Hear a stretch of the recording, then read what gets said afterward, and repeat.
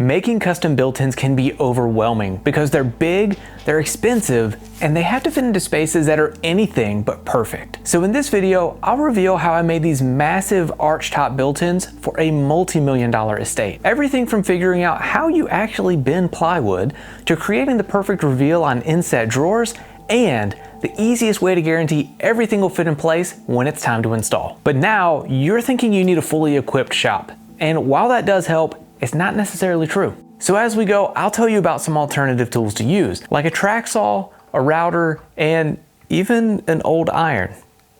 Let's get started. For this project, we're gonna kick things off by breaking down the plywood for the base cabinet at the table saw. And cutting full sheets of 3/4 ply on the table saw is awkward at best. So a couple alternative options here would be a track saw like the ACS, or a circular saw with something as simple as a long straight edge to guide you through the cut. Pocket hole joinery is my go-to construction method for cabinets because it's faster, stronger, and less likely to split compared to just screwing the cabinets together through their sides into the edge of the stretchers. This is thanks to the pre-drilled hole at the bottom of the pocket. Without that, you're really just hoping for the best, but 9 times out of 10, this is what's going to end up happening. These base cabinets are built a little different because my client wanted the drawers to start just a few inches from the floor. This isn't terribly common because when you stand in front of the cabinets, you have to lean forward to get anything off the shelves. Personally, I'd put a toe kick in because the ergonomics are better, but as far as aesthetics go, they did end up looking pretty nice. There are a ton of different ways to build cabinets with a center panel. Some folks will do what I'm doing and use long stretchers between the two outside panels, but then that means you have to cut notches in the center panel for the stretchers to fit inside of, which isn't too tricky, but some folks just prefer to use short stretchers in between each panel to avoid cutting those notches. So once the back and the bottom stretchers are in, the center panel can be slid into place so that the last stretcher that's toward the front can be screwed to the sides. However, as you probably noticed, that center panel is loose at the moment. So we need to figure out how to secure it in place. And the easiest way I've found is to simply cut a scrap piece of plywood to the proper length and use it as a spacer to make sure the center panel is right where you need it to be. As you can see, the face frame is missing its top rail, and that's because the interior designer wanted the cabinet's face frame to be as minimal as possible, so the cabinet's top will visually serve as the top rail for this design. It'll make sense by the end. In the past, I've made drawer boxes using the table saw and miter saw to do everything from cutting the box's parts to size to cutting the groove for the drawer bottom. Whenever I use undermount drawer slides, I set up some stop blocks on the bandsaw to cut notches in the back of the drawer box so the slides will fit in place. But this time, I wanted to do something different and see if cutting out the drawer boxes on the CNC would be any better. What's nice about this is I can have the machine cut all the parts to size and the grooves for the drawer bottoms while I work on something else. And assuming I programmed everything correctly, it'll come out right. But the downside is that since I had to leave an onion skin behind to keep the parts from sliding around on the vacuum table, I'll have to go back and clean that all up once the parts are finished using a pattern bit at the router table. So the big question is, was it better to run these on the CNC? I think if I was making tons and tons of drawer boxes, the answer would easily be yes. But since they're relatively easy to make and I'm not in a production environment, for this task, it's probably better to just knock them out on the table saw.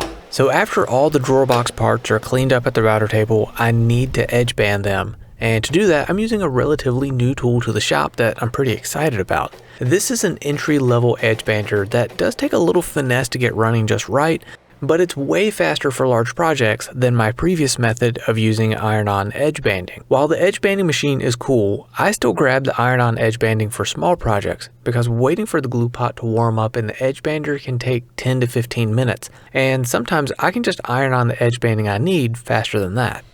Another new tool to the shop is the edge banding trimmer, but here again, just like with the edge bander, it's a luxury tool and it's really nothing more than a dedicated router table on its side.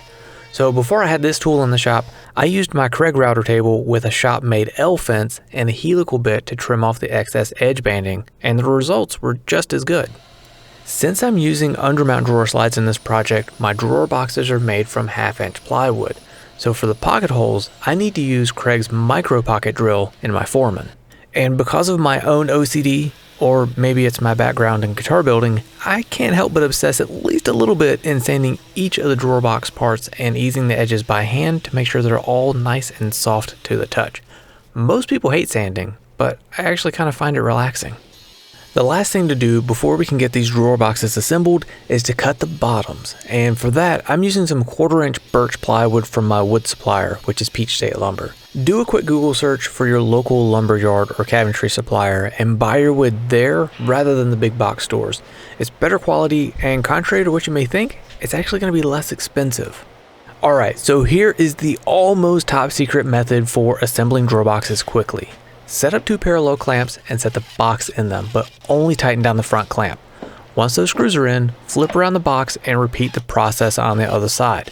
I used to try to clamp down the entire box at once and run all the screws in, but one day I tried this approach instead and it made the process a lot faster. So give it a try the next time you're making drawer boxes. With all the drawer boxes wrapped up, it's time to switch gears and start on the drawer fronts, which are a basic shaker design, but with a really narrow border around the center panel. Once all the pieces are ripped to width, I set up a stop block at the miter saw and cut them all to rough length because my miter saw doesn't always cut perfectly square. So I head over to the table saw to trim these pieces to final size. You've probably heard to never use the miter gauge and rip fence at the same time, but you can use them together if you clamp a scrap block of wood to the fence just a few inches from the front of the saw. This allows you to have the convenience of a stop block for repeated cuts without the danger of the fence causing the wood to bind as you also use the miter gauge. To make the narrow border for the drawer fronts, I cut some strips of maple about 1/8 of an inch wider than I needed, so that way I'll have some extra material to work with when it comes time to trim the drawer fronts down to get the perfect fit inside the cabinet. As much as I'd love to be able to just make the drawer fronts to the exact size of my plans, when it comes to making inset drawers and doors, the best route is to build them just a touch bigger and trim them down to size while you're fitting the doors and drawers into the cabinet. It's kind of annoying, but it gets you those crisp, consistent reveals you're looking for. While adhering the trim pieces to the panels, I wanted to minimize the number of times I needed to make trips to and from the table saw to cut the border flush with the panel. So here's what I came up with. I clamped a 4-foot level to my bench and used it as a straight edge to reference everything off of. I also clamped the panel down so it wouldn't move while I glued the trim in place. I'm using Titebond's Quick and Thick along with their thick instant bond adhesive and accelerator. I use these two glues together a lot for things like this and it works great. The trick is to leave little spots in your line of Quick and Thick for the instant bond adhesive to go. Once all the drawer fronts have the top and bottom trim glued on, I give them about 30 minutes to cure before cutting the excess flush at the table saw. Now here I broke my own rule with this step, so if you can see what I did wrong, leave it in the comments so I can give you a high five. Thankfully, most of the offcuts of trim were long enough to be used for trimming out the sides of the drawer fronts. So back at the bench, it's time to rinse and repeat the process. What's great about using this glue combination is that you only need to apply pressure to the pieces for about 30 seconds before you can move on to the next drawer front, which means each one only takes a few minutes of hands-on time and you can knock out a ton of these in short order. Back at the table saw for just one more visit, I get all of the trim cut flush and we're ready to move on to the next step.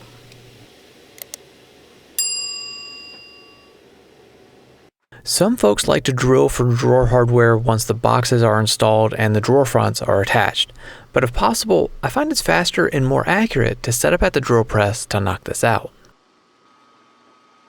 The last step for these drawer fronts for a bit is to give them a quick sand.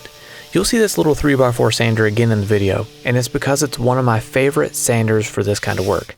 That said, there's always a little hand sanding to finish things off, and before I set each drawer front aside, I look it over for any small voids that may need to be filled with a little bit of wood putty.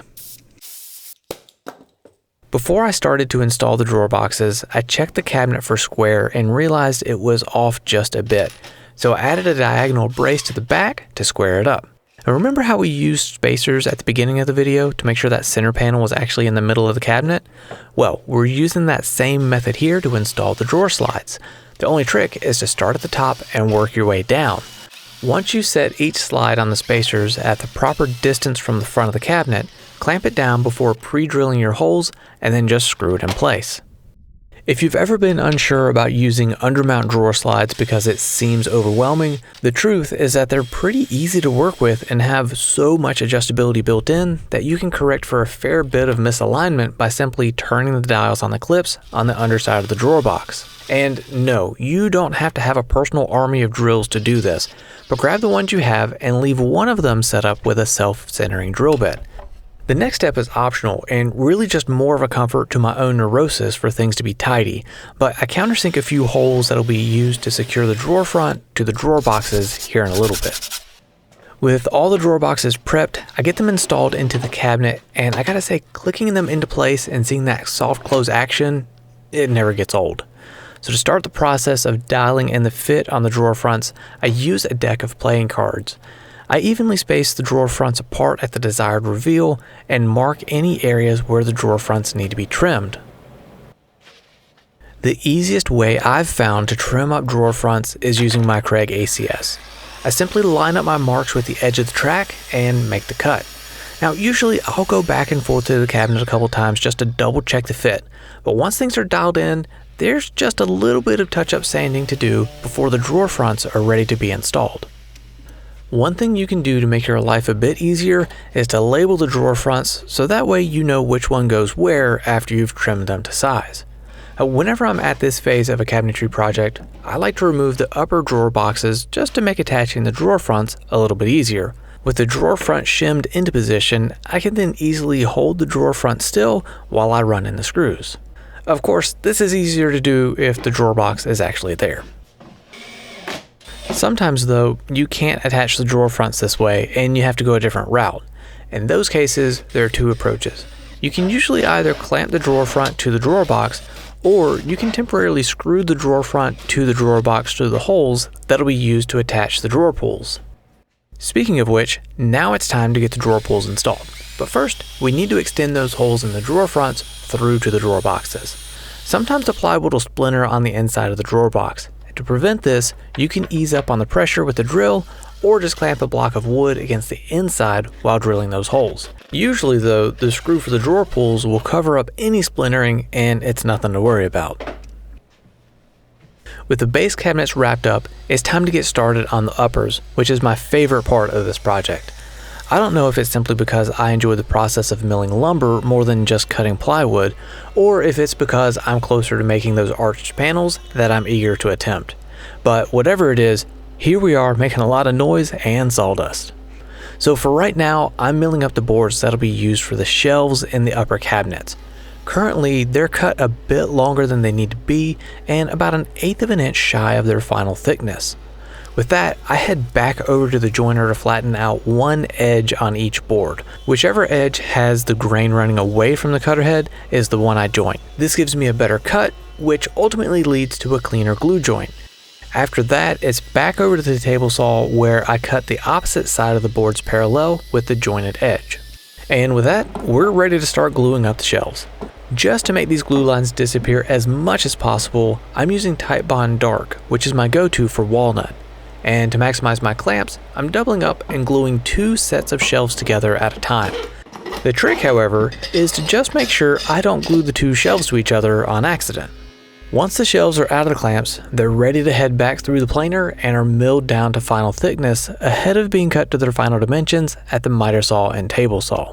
As you probably guessed, these shelves aren't going to be adjustable, so they'll be held in place with some 12mm dominoes and screws. The screws are primarily there to help pull the cabinet sides against the ends of the shelves, and the dominoes are there to support the weight of the shelves in addition to locating them. But if you're not a big fan of loose tenon joinery, you could use some beefy dowels instead. To cut the sides for the upper cabinet, I load up the CNC with this gorgeous sheet of walnut plywood, and I pray that I programmed everything correctly. Since these pieces aren't perfectly symmetrical, it'd be a real bummer to end up with 3 left panels on accident. Which I'm not saying is what happened here, but I'm also not saying I've never cut the wrong part on the CNC either. So just to make sure that I don't mix up the pieces during assembly, I add a couple of labels just to help keep things organized. Then over at the table saw, I grab a sheet of 3/4 inch ply and rip a bunch of 4-inch wide strips that'll become the stretchers for the upper cabinets. These will not only give this really tall cabinet some stability, but they'll also provide several areas where the cabinet can be screwed to the wall during the install. Whenever possible, I try to gang cut my parts and use stop blocks to not only speed up the process, but also to have better accuracy. To attach the stretchers to the cabinet sides, I'll be going with pocket hole joinery again. So I swap out the micro pocket drill that I used earlier for the drawer boxes for the standard size drill and go to town on this stack of stretchers. Since the top of these cabinets are arched, I needed to cut a bevel on the top of the sides so that the curved panel would sit on top of them without having a gap on the inside of the cabinet. It'll all make sense in a little while, I promise. So before we get started screwing this behemoth together, I clamp up all of the sides and mark the location for the bottom of each of the stretchers. For a little bit of added insurance to keep things from falling over, putting a clamp at the bottom of a panel like this really makes life easier. And throwing a strip of 1/4-inch ply into the grooves for the back panel allows me to easily set the stretchers in place while I clamp them down and run in the screws. You might be thinking I'm overbuilding this cabinet by putting so many stretchers in the back, and who knows, maybe you're right. But I also know that the back panel is going to have to be 2 pieces, so all these stretchers are giving me extra spots to tack the back panel down, so that way it doesn't move around during install. After all that, I'd say it's a good time for a coffee break. With the stretchers installed, it's time to get the back panel in place, but first I have to flip this thing over, and at the moment it's pretty flimsy, so you'd better believe I was being careful to not snap this thing in half. For the back of this panel, I cut 2 pieces of 1/4-inch walnut plywood and worked them into place. As you can see, this was a pretty snug fit, but a little wiggling and persuasion with a mallet got both panels in there without too much fuss. One thing I was worried about was potentially having gaps between the 2 pieces for the back, but I spent a bit of extra time dialing in this cut, and the 2 pieces came together great. At the moment, everything is playing nice and laying flat, but if I don't lock down the back panels, they'll shift when I move the cabinet even once the shelves are installed. So I nail the panels to the middle 3 stretchers to hold it in place, and the nice thing is that the shelves are going to cover up all of those nail holes. I try my best not to slide the shelves on the back panel to avoid scuffing the surface as I get each shelf into position, and then get started hammering the dominoes into the shelves. What I love about loose tenon joinery isn't just that it makes for a really strong connection, but also that when it comes to assembly, they help to align the pieces and the process is pretty fast.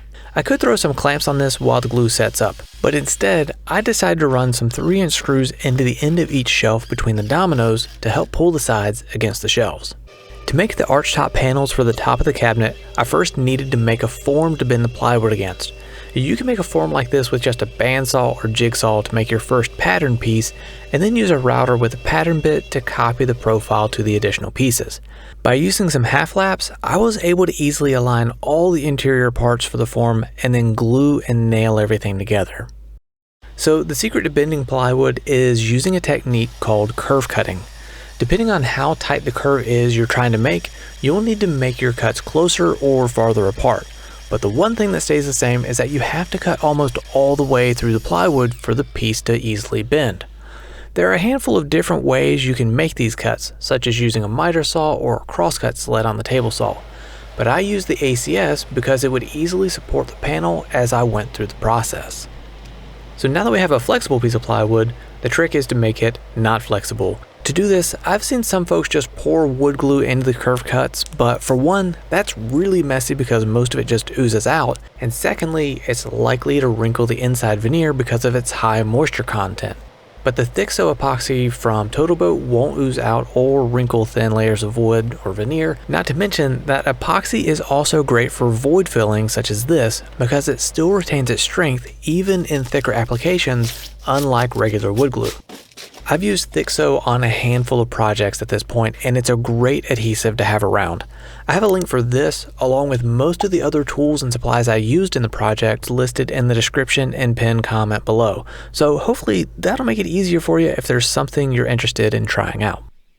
With the panel off of the form, I set it in place on the cabinet and trace the inside and outside profiles.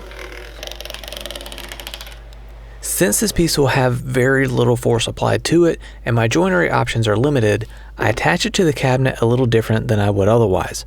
First off, I grab the super glue and run a full bead inside my pencil lines and hold the panel in place while the glue cures. To temporarily hold things in place, I shoot a nail through the top at each corner and unfortunately angled the nail gun just a bit too much on that last shot and went right through the side panel. Then I add a healthy bead of thick sew to each side and let it cure for a couple of hours before starting the repair on my errant nail. The biggest thing I wanted to avoid while fixing this was making the damage any worse. Thankfully, since it's pretty close to where the face frame will be, it'll likely never even be seen. But regardless, I really want to do my best to make it disappear. So I use a bit of brown CA glue and press the wood fibers back in place, and after a bit of touch-up sanding, that repair is all but invisible.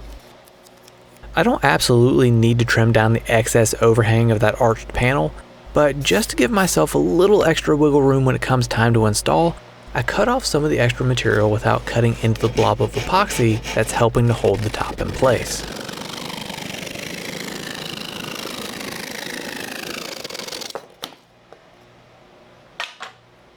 I'm sure you've seen the blue painter's tape trick by now, but it's just one of those things that never gets old.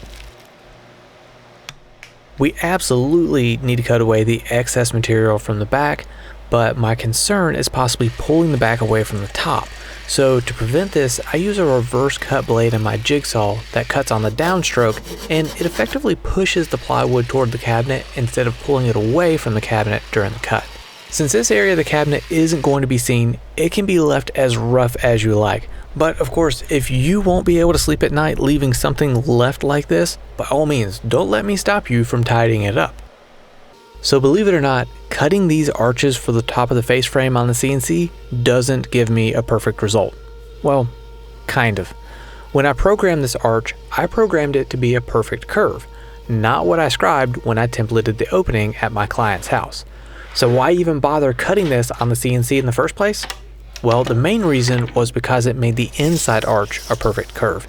And once I had the face frame together for the upper cabinets, I can transfer the pattern from what I templated at my client's house and cut it to match. But before we get to that, I first need to trim this piece down just a touch so that it'll fit in place. By far the easiest way for me to get an accurate cut here is with the track saw. This would be tricky to cut on the miter saw since it's curved and would try to move around during the cut. And since I don't have a crosscut slet with fancy T-track hold downs, that makes the track saw my best bet. To make sure everything is to the right size, I lay out all the parts for the face frame on top of my template and confirm they all line up. Once that's done, I need to figure out where to drill the pocket holes because if it's too close to the edge, I'll drill through the arch and get to make this part all over again. So, an easy way to do this is to drill a pocket hole in a scrap piece and measure where the hole starts. Then just give yourself enough space on the sides from the board, and that's where you need to drill your pocket holes. Since this is such a tall face frame with only one piece holding things together, it'd be really easy for it to split at the joint once it's screwed to the stiles. With this in mind, I kept these face frames flat or standing upright against a wall as much as possible until delivery day.